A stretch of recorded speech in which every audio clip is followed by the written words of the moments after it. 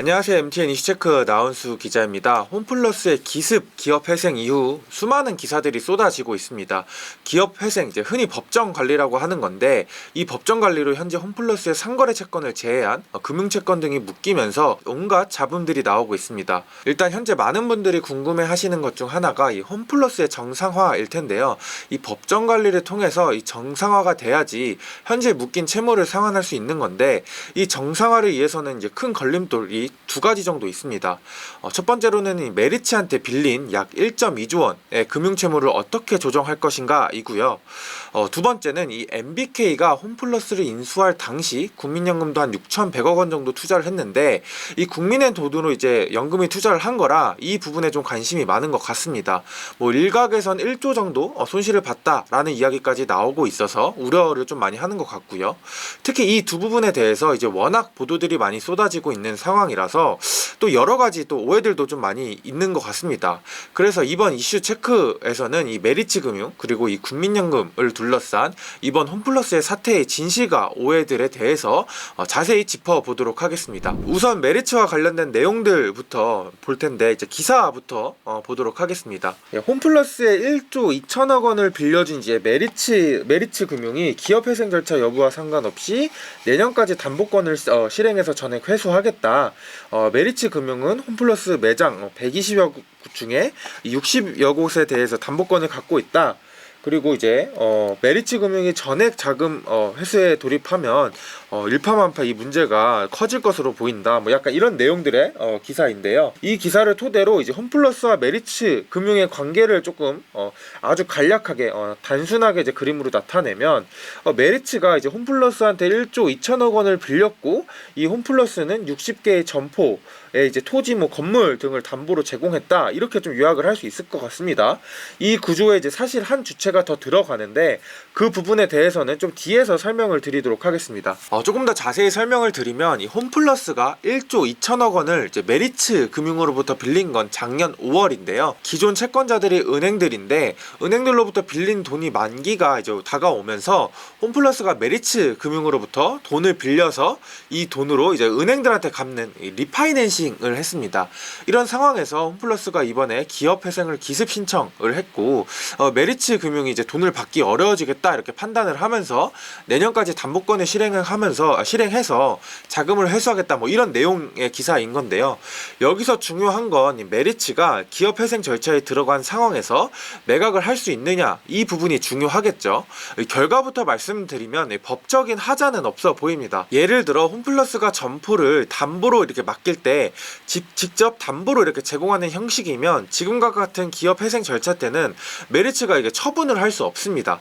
담보를 이렇게 가져올 수 없다, 이런 의미인데요. 왜냐하면 기업회생에 들어갈 때는 금융채권과 관련된 게 모두 이게 스톱이 되는 거니까요.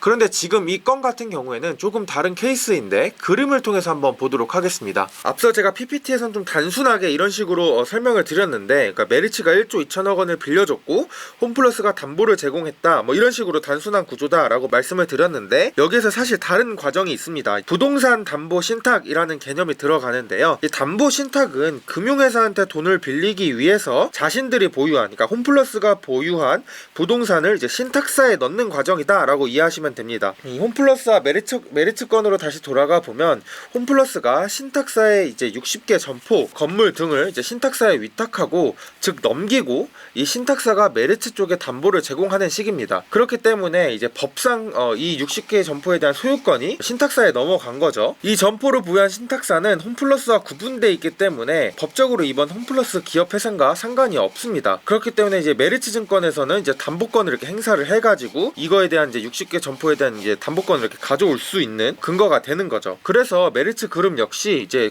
보도 자료로 이제 이자 연체가 발생하면 즉각 담보권을 행사할 수 있는 구조다라고 이렇게 입장을 밝혔는데, 이 구조가 이렇게 녹아 있기 때문입니다. 그렇다면 이게 이제 법적으로 문제가 안 된다라는 걸 알겠는데, 이게 현실적으로 매각이 가능한 것이냐도 따져봐야 할 텐데요. 이 마음 먹기에 따라서 물론 처분 매각을 할 수 있겠지만 현실적으로는 쉽지 않을 전망입니다. 일단 빌려준 돈은 1조 2천억 원이지만 이 담보물로 잡힌 이제 점포를 포함한 이제 부동산 감정 평가액이 금액이 4조 원 정도 됩니다. 아마 실제 매각을 하게 된다면 이 감정 평가액보다는 좀 낮을 거고, 이 점포가 여러 개이기 때문에 각 점포마다 이제 매각이 건 바이 건으로 진행이 될 텐데요. 이 점포를 사는 매수자 입장에서 생각을 해보면 첫 번째로 그냥 이 홈플러스 점포는 그대로 운영하고 이 임차료를 받기 위해서 투자를 할 수 있을 것 같고요. 이 두 번째는 이 홈플러스 점포를 문을 닫게 하고 건물을 이거 다 허물어 버리고 뭐 오피스텔이나 이제 다른 건물을 이제 올리기 위해서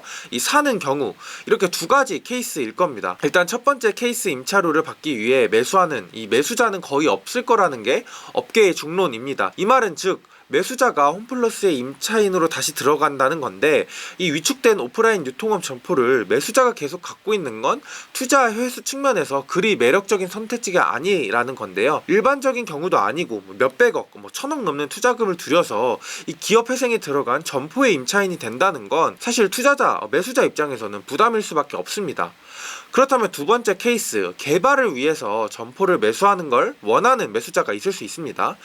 차이는 있겠지만 실제로 홈플러스 점포 중에는 접근성을 고려했을 때 이 금싸라기 점포들이 좀 덜어 있습니다. 그렇기 때문에 이 지역의 부동산 개발을 위해서 매수하고 싶은 매수자가 있을 텐데요. 그런데 이런 경우는 좀 문제가 생깁니다. 이 괜찮은 위치에 있다는 건 그만큼 홈플러스 입장에서도 인기 있는, 그러니까 매출이 잘 나오는 매장일 텐데, 이 점포들이 매각된다면 사실상 홈플러스의 영업 기반 자체가 무너지게 됩니다. 그렇게 되면 홈플러스의 회생은 사실상 더더욱 힘들어지겠죠. 그리고 두 번째 문제는 이 부동산 개발을 하기 위해서 이제 홈플러스를 허문다는 건 거기서 일하는 직원들을 모두 해고한다라는 의미인데요. 이 점포에서 일하는 직원들이 일자리를 잃는 거죠. 또 다른 사회 문제가 발생할 수 있는 겁니다. 그래서 여론적으로 역풍을 맞을 수 있게 될 테고, 이게 쉽게 말해서 금융기업이 노동자들을 내몰면서 까지 자산들의 채권 회수를 위해서 점포를 매각했다, 이런 비난을 듣게 될 겁니다. 이런 과정에서 채권을 회수한다? 그렇게 되면 정부나 금융당국 입장에서도 이렇게 고운 시선을 보내진 않을 거고요. 이런 현실적인 문제를 고려했을 때 메르츠가 과연 이 과감하게 담보 잡힌 점포들을 매각할 수 있겠느냐인 것이고, 이런 현실적인 상황을 고려하면 높지 않다라는 게 업계의 시선입니다. 이런 상황들을 이제 사실 메르츠 입장에서도 모를 리 없을 텐데요. 그렇다면 왜 담보권을 내년에 행사할 수 있다, 이런 이야기들을 메르츠 측에서 흘리고 있을까요? 업계에서 보는 시각은 이 채권자로서의 우위를 가져가기 위함이다 라고 보고 있습니다. 이 기업 회생은 이 법원이 주도하에 최종적으로 채무 조정이 이루어지긴 합니다. 그런데 그 전에 홈플러스가 회생 계획안을 이제 제출하기 위해서 이 채권자들을 만나고 이렇게 협의하는 이런 과정들을 거칩니다. 결국에는 이 메르츠 증권하고도 협의를 해야 되는데, 이 과정에서 우위를 점하기 위해서 약간의 액션을 취하고 있다라는 게 전문가들의 추측입니다. 그래서 한 기업 회생 전문 변호사는 메르츠 증권 입장에서 나한테 만족스러운 계획안을 만들어 와라, 그때까지 쉽게 동의를 안 해주겠다, 엇나갈 거다, 이런 액션을 취하는 것 같다라고 평가를 한 변호사도 있었고요. 그래서 결국에 이제 메르츠 사건을 이제 요약을 하면, 메르츠는 법적으로 홈플러스 점포를 담보로 이렇게 회수하는데 문제는 없다. 근데 여러 이제 여론, 현실적인 여건들을 고려했을 때 담보를 회수할 가능성은 당장은 높지 않아 보인다. 그럼에도 이런 액션을 취하는 건 이 채권자의 협의 과정에서 우위를 점하기 위함이다라는 정도로 요약을 할 수 있을 것 같습니다. 두 번째는 이 국민연금의 1조 원 손실 위기설 관련해서 어떤 부분이 진실인지, 정말 1조 원 정도 손해를 본 건지 하나씩 따져볼 텐데요. 일단 기사 하나를 짧게 보고 가겠습니다. 국민연금 1조 원 손실 이런 위험, 이런 제목인데 RCP 1조 원 손실의 위험에 처했다. 또 무슨 상환 전환 우선주 RCPS에 이제 국민연금이 이렇게 투자를 했다. RCPS 규모는 현재 1조 1천억 원으로 늘어났다. 이런 내용입니다. RCPS 이런 좀 낯선 용어들부터 이제 나오니까 하나씩 짚어보면요. 일단 국민연금은 2015년 MBK가 홈플러스를 인수할 때 RCPS라는 걸로 투자를 했습니다. 이 RCPS라는 건 이제 일단 기본적으로 주식의 성격, 우선주 성격을 갖고 있는 주식입니다. 우선주는 의결권은 없지만 배당을 더 주는 그런 주식이죠. 그런데 앞에 있는 상환 전환이 붙어 있는 건 이 발행한 기업한테 돈을 상환하도록 요구할 수 있거나 또는 보통주로 전환할 수 있는 선택권이 붙은 우선주라는 겁니다. 그래서 상환 전환 우선주 이라는 이름이 붙어 있는 거죠. 국민연금이 6천억 원의 RCPS를 투자했다는 의미는 그대로 해석했을 때 6천억 원을 이자와 함께 현금으로 받을 수 있고, 또는 6천 원어치를 이제 보통주로 전환할 수 있다라는 겁니다. RCPS는 조건에 따라 좀 회계 처리도 달라집니다. 빌려준 쪽에서 돈을 갚아라라고 하는 권리, 콜옵션이 있으면 발행 기업은 이제 RCPS를 부채로 회계상 분류를 해야 되고요. 반대로 이제 발행하는 쪽, 돈 빌린 쪽에서 스스로 상환할 수 있고, 빌려준 쪽에서 상환 요구를 할 수 없으면 RCPS는 이제 자본으로 회계 처리를 합니다. 이 자본 부채 이 회계 처리는 조금 뒤에서 문제가 되니까 그 부분 좀 뒤에서 살펴보도록 하고요. RCPS가 어느 정도 이해가 됐다면 아까 본 기사 내용 중에 국민연금이 RCPS를 6천 원을 투자했다, 이 부분을 한번 보겠습니다. 기사에는 당시 국민연금은 RCPS에 약 6천 원을 투자했다 이렇게 돼 있는데요. 일단 이 내용을 그대로 해석하면 홈플러스가 발행한 RCPS를 이제 국민연금이 이제 투자했다 이렇게 생각할 수 있지만 실제로 그렇지 않습니다. 이 정확한 팩트를 알기 위해선 전체적인 구조를 알아야 되는데 또다시 한번 PPT를 통해서 보도록 하겠습니다. 일단 가장 먼저 MBK가 만든 A펀드, B펀드, C펀드 등이 있는데요. 당연히 이 펀드에는 투자자들의 돈으로 구성이 꾸려질 텐데, 펀드가 국민연금은 C펀드에 이렇게 투자를 했다 이렇게 가정을 해보겠습니다. 그리고 이 A, B, C 펀드들은 투자자들로부터 받은 돈으로 MBK가 홈플러스 인수를 위해 세운 특수 목적 법인 한국 리테일 투자에 투자를 합니다. 그리고 리테일 투자는 이 돈으로 홈플러스 인수를 한 거죠. 여기서 국민연금이 투자한 C펀드는 이 한국 리테일 투자가 발행한 RCPS에 투자를 한 겁니다. 나머지 A펀드, B펀드는 이제 보통주 형태로 이제 투자를 한 거고요. 또 한국 리테일 투자는 홈플러스를 인수할 때 보통주와 RCPS를 섞어서 이렇게 인수를 합니다. 그러니까 홈플러스가 발행한 보통주 그리고 RCPS를 이제 한국 리테일 투자가 인수했다, 이렇게 이해를 하시면 되겠습니다. 그래서 앞서 보셨던 이 기사에 국민연금이 RCPS를 투자했다, 그러니까 홈플러스의 RCPS를 투자했다, 이건 정확한 표현이 아니고요. 국민연금이 C펀드에 투자를 했는데 C펀드가 한국 리테일 투자에 RCPS로 투자를 했다 라는 겁니다. 그러니까 이것도 이 C펀드 역시 홈플러스에 직접적으로 투자한 건 아니죠. 이게 정확한 표현이고요. 또 하나 기사가 잘못된 것 중에 하나가 이 국민연금이 홈플러스 RCPS 부채 자본 전환을 이제 동의한 적이 없다라는 내용들이 많이 나왔습니다. 홈플러스가 발행한 RCPS가 부채에서 자본으로 이제 전환이 최근 이뤄졌는데요.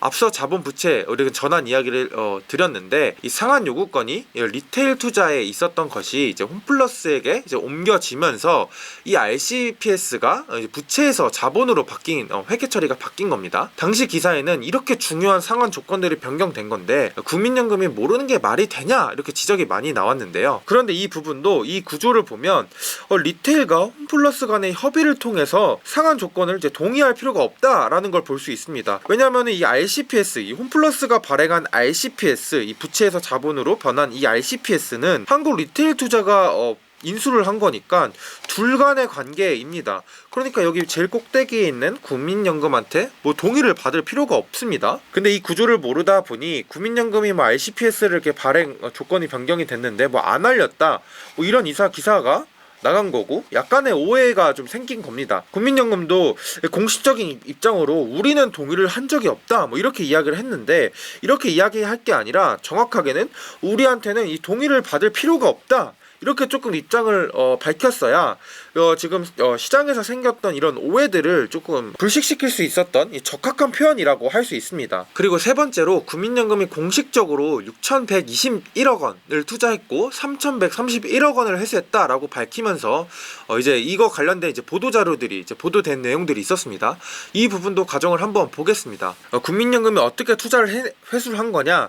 결과부터 말하면 이 상환 전환 우선주 RCPS는 보통주와 다르게 배당을 홈플러스하고 리테일 투자가 이렇게 해줬습니다. 총 이쪽 아랫단에 있는 RCPS 이제 그 배당률이 총 9%인데 3%는 지급을 실제로 해주고 6%는 상환을 할 때 그때 합쳐서 이제 이 배당을 밀린 거 배당 같이 해주겠다 이런 식으로 배당을 해줬는데요. 실제로 준 거는 이제 3%인 거죠. 어쨌든 근데 이 6%에 대한 부분들은 이제 계속 어떻게 보면은 원래 배당을 해줘야 되는 것들을 배당을 안 해준 거기 때문에 좀 이자가 복리로 계속 불어나는 구조인 겁니다. 3%는 이제 여기에 올라가고 또 여기에 이렇게 RCPS가 올라가면서 국민연금이 이 RCPS를 통해서 배당금을 수령을 했다, 3천억 원을 수령을 했다, 이런 이야기인 겁니다. RCPS를 이제 투자한 곳은 사실상 이제 국민연금 이 C펀드밖에 없기 때문에 홈플러스에서 이제 RCPS로 배당을 한 게 국민연금한테만 흘러갔다, 이렇게 이해를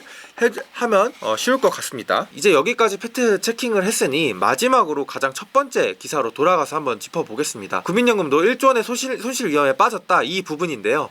이 워딩을 보면 이해가 조금 안 됩니다.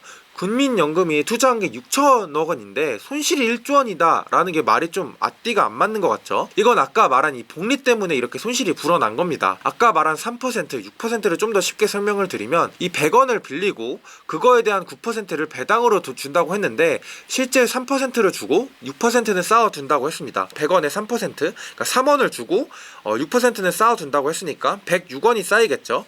여기서 106원을 기준으로 또 9% 배당이 들어가고 계속 이런 복리 형태의 이제 이자 지연 이자가 발생하게 된 겁니다. 그래서 106원 점점점 이렇게 계속 쌓이게 되는 거죠. 그러니까 이게 계속 불어나다 보니까 1조 원으로 이렇게 받아야 될 돈이 불어났다, 이렇게 보는 시각 도 있고요.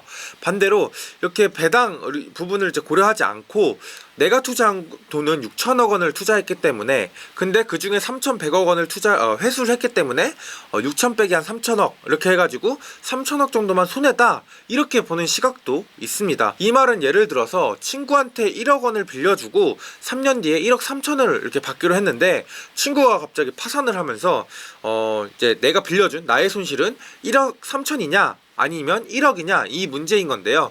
이 부분은 사실 좀 보는 시각에 따라서 조금 셈법이 다를 수는 있어 보입니다. 하지만 확실한 건 어떻게 계산을 하든 홈플러스의 정상화 여부에 따라서 국민연금이 손실을 볼 가능성은 굉장히 높아 보입니다. 근데 오늘은 이제 홈플러스를 둘러싼 이제 좀 진짜 오해와 진실, 이 부분을 좀 따져봤는데요.